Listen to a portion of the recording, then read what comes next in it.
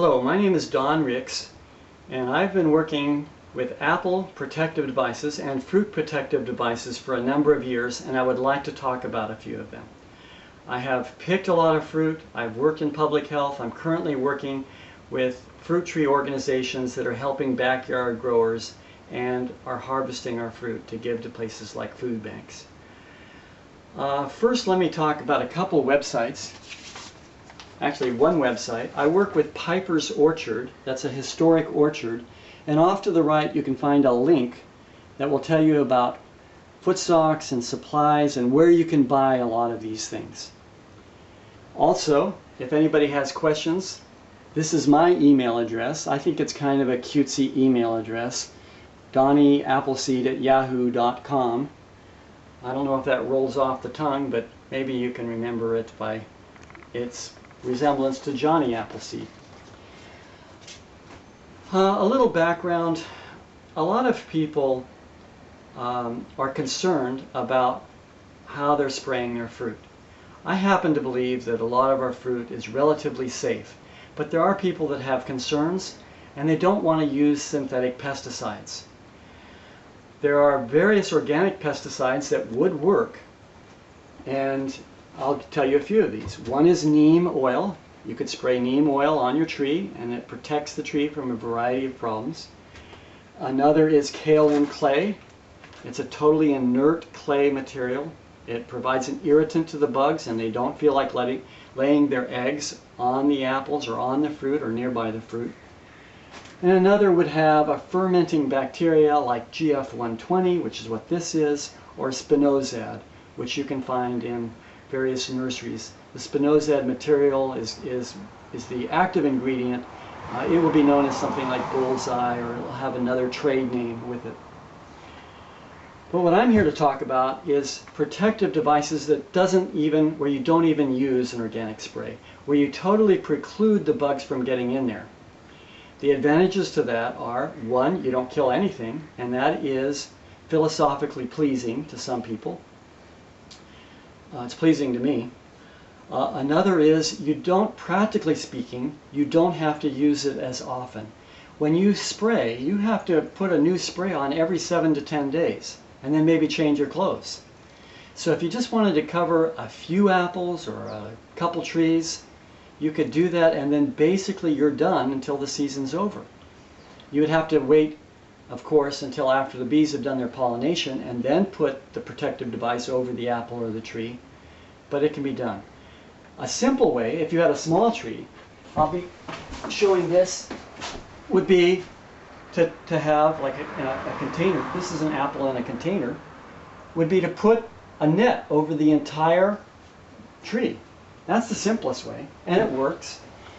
It's doable. But if you just wanted to go for an individual apple, historically one of the things that has been used is what they call the Fuji bag. It's been used in Japan. You put this apple into the Fuji bag late May or 1st of June, and there's it through the season.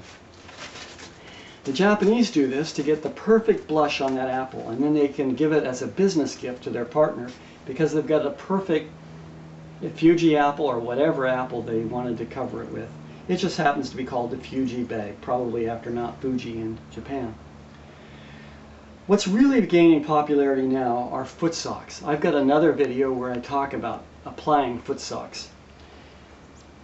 You do this also in late May or 1st of June. You have the apple. It won't be red, it'll be green. And you put the foot sock over the apple and then you tie it around the stem. I want to give another demonstration in the orchard of exactly how this is done. But right now I'm just demonstrating the various products here at home. Foot socks are very, very often used now. I like to tie them with a twist tie. What many people have also used is a little plastic bag, like a sandwich bag. And you put that over the apple and then you seal it shut, cut the corners out so the water can go out through the bottom, and this will also work. There are various problems with these different devices. Some people think that some devices allow for mold or apple scab more than others. Some think that some devices are better for are worse for heating the apples. So you'll have to work with your location to decide what is the best protective device. Some people use a #2 bleached white paper bag. And this will also work. You put it on, and again, late May or 1st of June, or whenever the apple is about nickel or quarter size, before the bugs have really started flying. You have to check with your local extension agent or with someone to know when to apply that. It doesn't have to be a white paper sack. It could be a brown paper sack. I've even used green paper sacks just so that it blends in with the tree. All of those will work.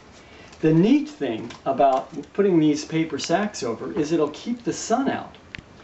And when you've kept the sun out, you have kept the apple from turning red. So you might take that paper sack off and you've got still a green apple. It's grown.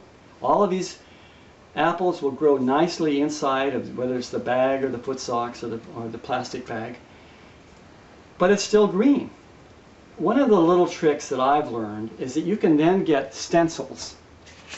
And here is a stencil that you could take off various letters, and you could put that on the apple. Then that apple will suddenly color up.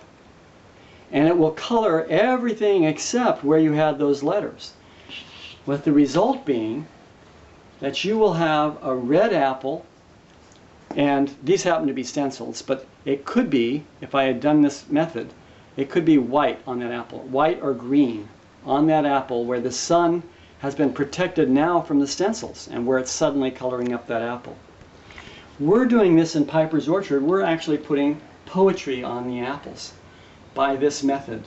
And we're getting a little more sophisticated. You could use a P-Touch labeler, and you could write your message on that P-Touch labeler and then just press the button and you've got your message. You put that over the apple.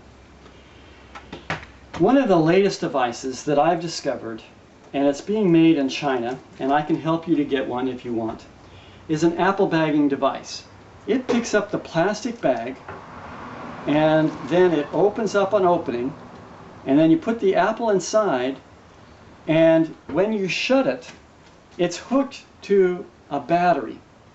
And that battery is going to give this heating unit its power, and then you have sealed that bag shut. One of my friends calls this seal-a-meal. And so I believe, this one right now, it's been a little bit of a nuisance for me, frankly, but I believe it has a future. I believe we are going to get to be more efficient, more technologically advanced, and more able to protect our fruit, in this case apples is what I'm focusing on, by devices such as these or improvements on these devices. Again, if you have any questions, you can write me, DonnieAppleseed@yahoo.com, and I'll be happy to help. Thanks for your time.